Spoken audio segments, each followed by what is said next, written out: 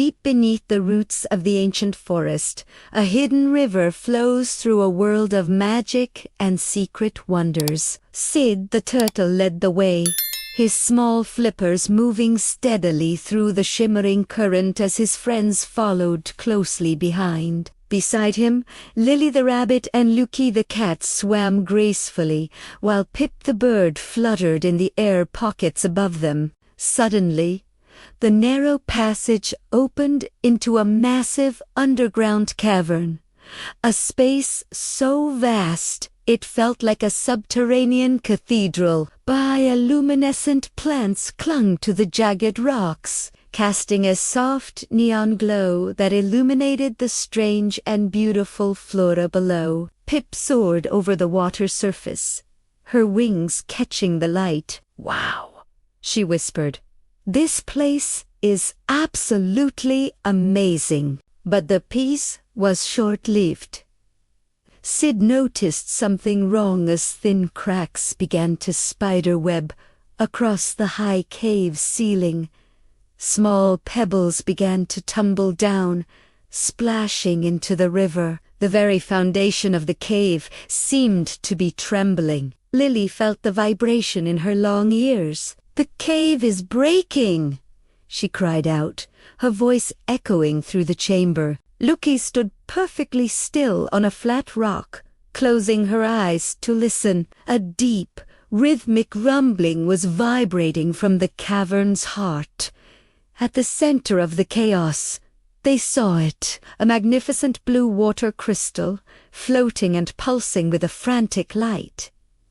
Sid understood immediately that crystal must control the river, he realized. Without its steady magic, everything would collapse. The crystal began to flicker erratically. With every dim flash, the cave shook more violently, sending dust and debris raining down. A powerful surge of water rushed in, forming a dangerous whirlpool that threatened to pull the friends into the dark depths. Pip struggled against the howling wind and the cold spray of the water. "Whoa," she yelled, trying to keep her balance.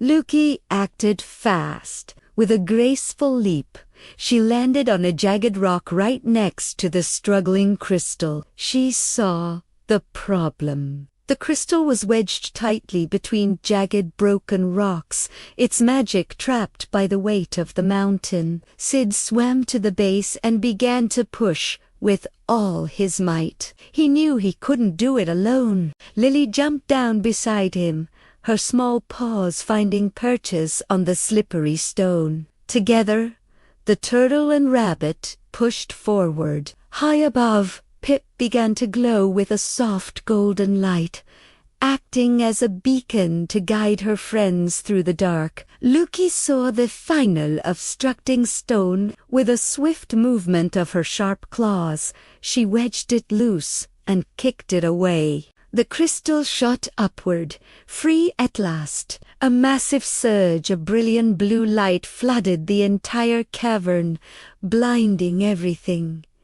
Instantly, the whirlpool began to slow. The violent shaking of the cave ceased, replaced by a profound and holy silence. The river began to flow peacefully once more, its waters shining with a soft, magical light that danced on the walls. From the depths, a glowing river fish appeared, its scales like shimmering pearls. "Thank you for saving our home," it whispered. A gentle current began to carry the four friends toward the tunnel exit, guiding them safely away from the deep cavern. They emerged into the crisp forest air. Sunlight filtered through the emerald leaves, painting the world in warm, golden hues. The friends climbed onto the grass, laughing and catching their breath. "Great teamwork," Sid cheered, looking at his brave companions. The river was safe again, thanks to the courage of four friends. Their bond was now as unbreakable as the ancient magic itself. And so, Sid, Lily, Pip, and their mysterious new friend, Luki, headed home, ready for their next adventure together.